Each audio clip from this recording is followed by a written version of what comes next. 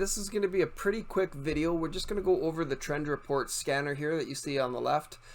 In video 2, we went over setting up the charts for the trend report strategy. So if you haven't watched that, go ahead and watch that, and you'll get the chart that looks exactly the same setup as we've got running right here. So let's just open up our window here to the large, and you're going to see at the top here you got a menu button.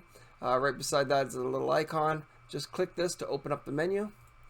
Right now there's not much in here. We've got the time frame settings. We can turn off the 15-minute column, the 30-minute column, 1 hour, 4 hour. And then we've got the font settings here at the bottom. So you can just adjust that depending on your computer resolution.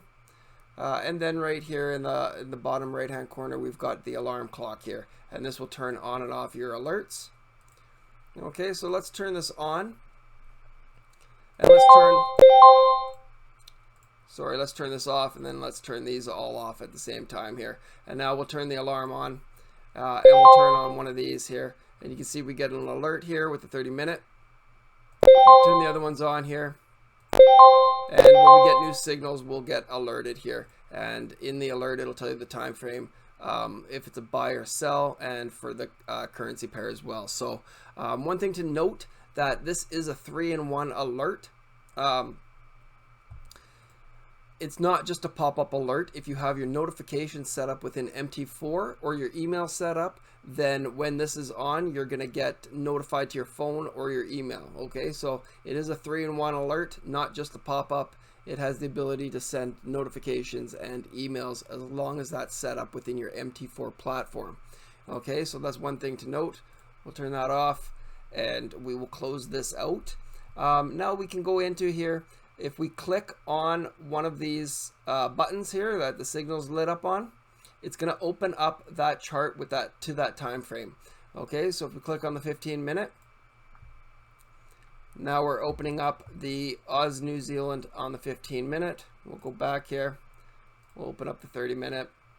Okay, now one thing to note here that you're going to see, it's got the arrows strategy default chart set up right now. So when you first install the package, the default chart setting is going to be to the arrow strategy. So what we want to do is go in and we will save the template. We want to save this template as the arrows default. Okay, and then hit save. And now we can go up here and go to the UFX YouTube Live. Now we want to save this as our chart default. So when we open up a new chart, it's going to pull it up and just look like exactly like this. So we'll close these out. And now we can go back to our scanner. We'll open up the 1 hour. All right, and then we'll open up the 4 hour. And you see it takes us to the time frame, and now we've got the default chart set up here, ready to go. So